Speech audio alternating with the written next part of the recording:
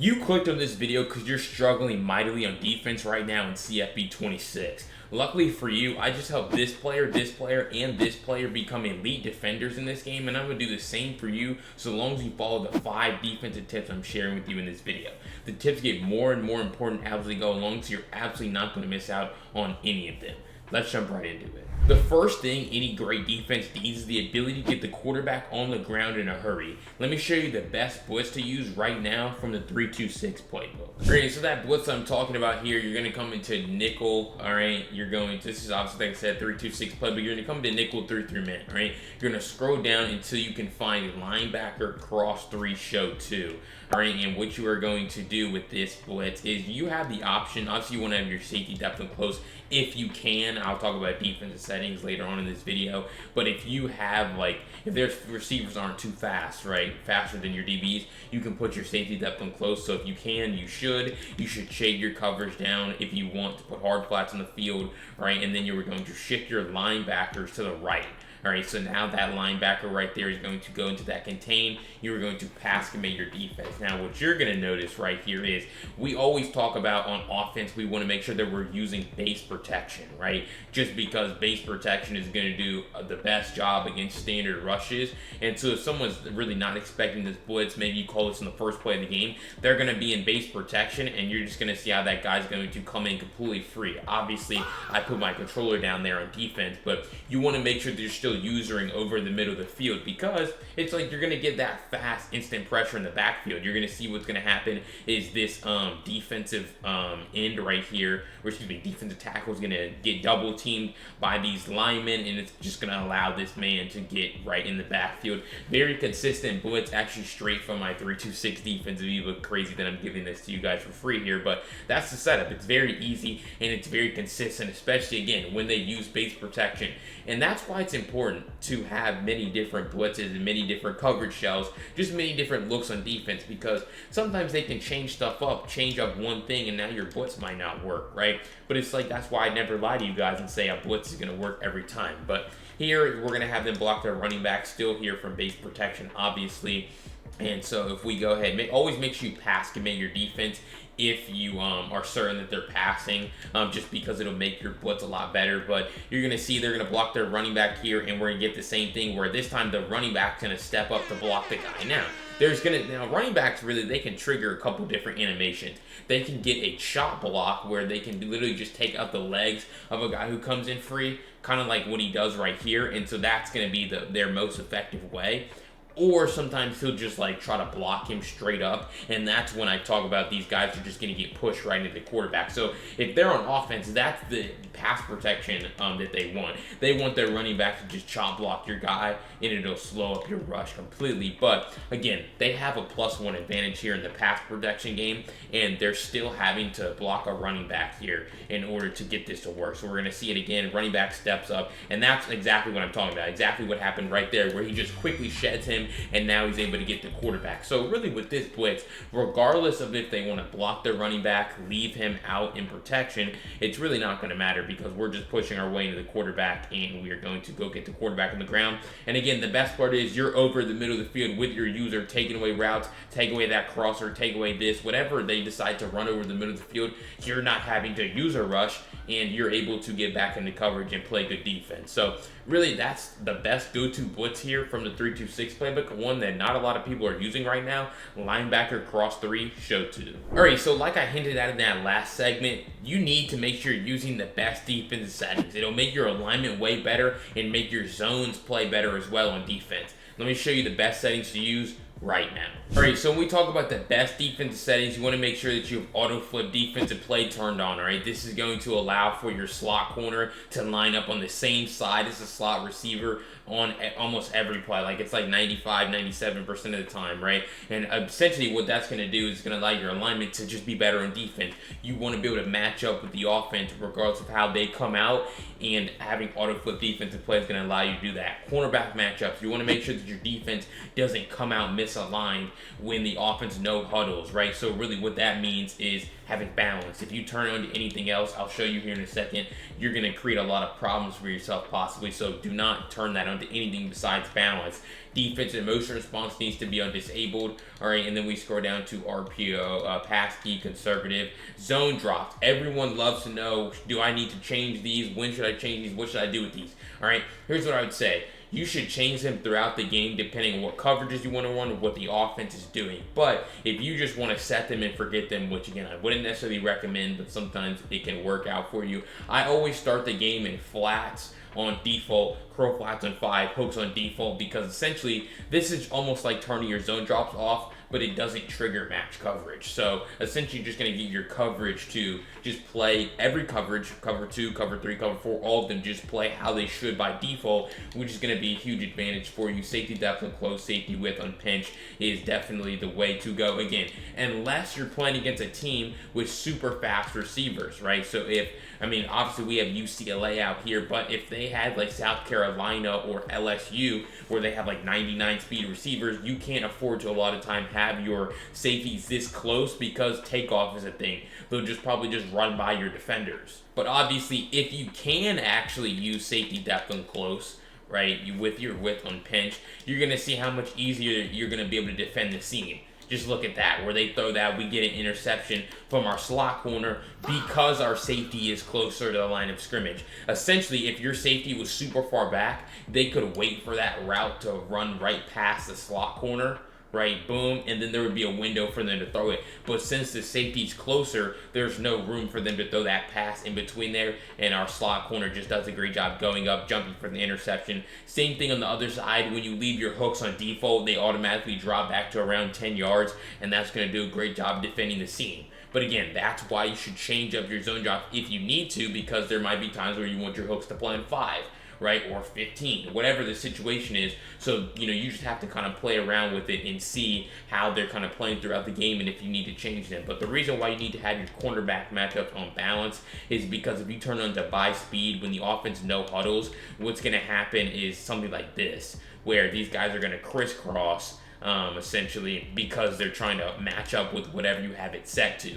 So sometimes it'll be worse than others, because if we think about it, if their fastest receiver is on the opposite side of your fastest DB, well, the man's going to have to follow across the field. You're going to get this crisscross type of coverage, and if they call a half-decent route concept where they have a streak on the field, they're going to be able to throw that pass over the top, given their quarterback has, an accurate arm.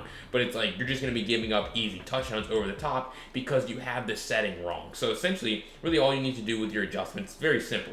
Make sure that you have all those alignment settings correct, like I showed you, and then your zone drops, you're kind of changing those around throughout the game. And if you can use safety depth on close, you want to be able to defend the seam. But here in CFB 26, be very careful with super fast receivers and takeoff guys. All right, if you found those first 2 defensive tricks helpful here in CFB 26, make sure you go down below, hit that subscribe button. I break down defensive tips and tricks just like this every single day here on CFB 26, and you're absolutely not going to miss out on any of them. But if you want all of these tips, what I covered so far and what's to come in written form to be able to save on your phone during gameplay, go to the link down below in the pinned comment or comment vault. I'll send you the link to join CFBU.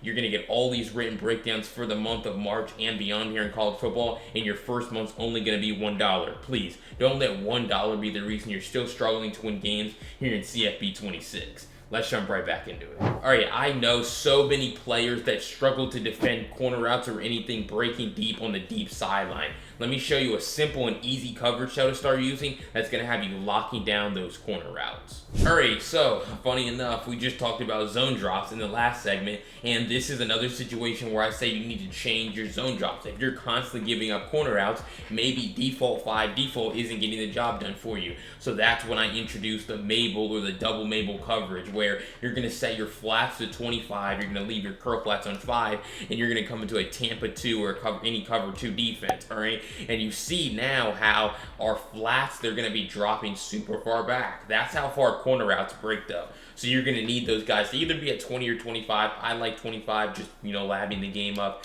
It's a little bit safer in my eyes, but you're going to need your guys to get back.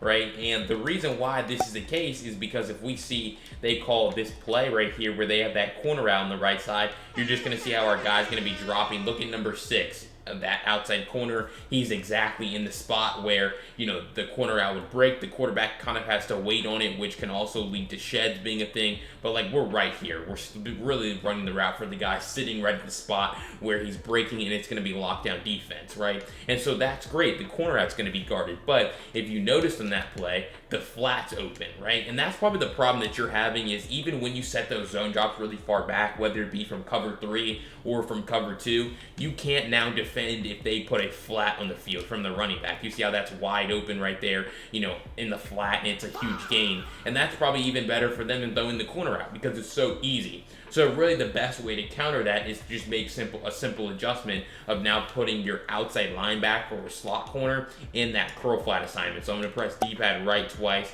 to open my linebacker adjustments. Then I'm going to press A. I'm going to flip the left stick to the right here. All right, so that's going to open a curl flat. So now you have your cloud flat, you have your curl flat, and you have your deep half assignment. So again, this is what it's going to look like. We're going to take this snap, and we're just going to see how, one, we're already sitting on the corner route, but now we have a man dropping underneath to defend the flat route. So we look at the instant replay right here. We're just going to see it.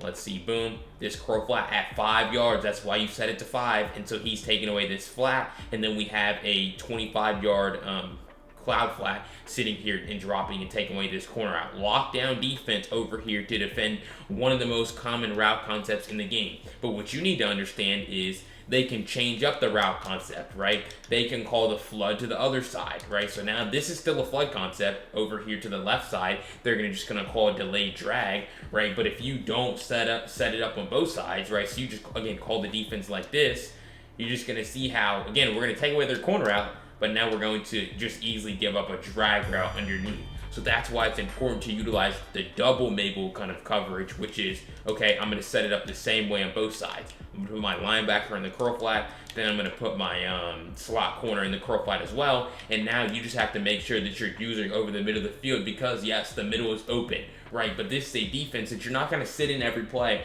This is specifically going to be designed to stop flood concept and corner routes, because again, it doesn't matter which side they call the corner route to or the flood concept to, we're able to take it away underneath, and then we're able to get an interception. So corner routes don't have to be hard to stop. Again, there are other ways to defend corner routes, but that's one of the easiest ways in the game, because zone drops exist now in this game, and so you're just able to set them and kind of just take everything away. But again, when you run that defense, make sure you're guarding over the middle of the field in case they change up their play, and you need to be ready to defend the middle. All right, one of the most important parts of playing great defense in this game is taking away the offense's best plays. Let me show you the best way to stop RPOs right now in CFP 26. All right, so we're going to come into one of the most popular RPOs here in this game.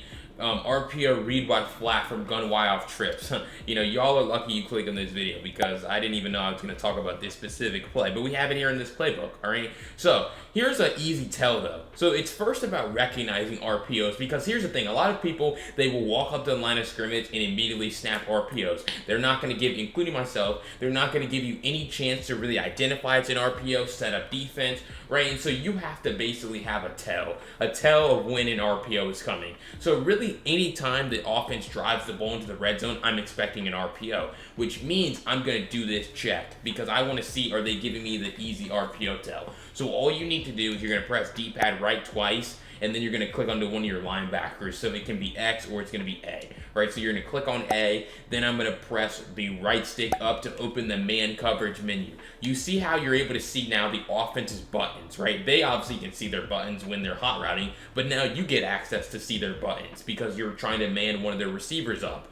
If the running back is the A button on Xbox or the X button on PlayStation, you know for 95 or more % certainty that an RPO is coming. It's like super rare. It will never happen pretty much that an RPO isn't coming when the running back is A. So this is like a dead giveaway that an RPO is coming, okay? And that makes it so much easier because all these RPOs are very similar. It's going to be a receiver or a tight end getting the ball. Now, if I know I'm playing against this formation, I know what RPO is coming. This is one of the most popular RPOs in the game. So if they give me this RPO tell, I'm saying, okay, I'm going to man up their tight end. You don't actually need to man up the running back, actually. That's kind of something that people were confused about. You don't actually have to man up the running back. You just have to check to see what button he is. So you're going to see right here, he's going to be the A button, and so now I'm going to man up their tight end, and I'm going to make sure I have hard flats on the field. Or since you have your curl flat set to 5 yards, a 5-yard curl flat will do, but I'm going to man up their tight end, pass give my defense,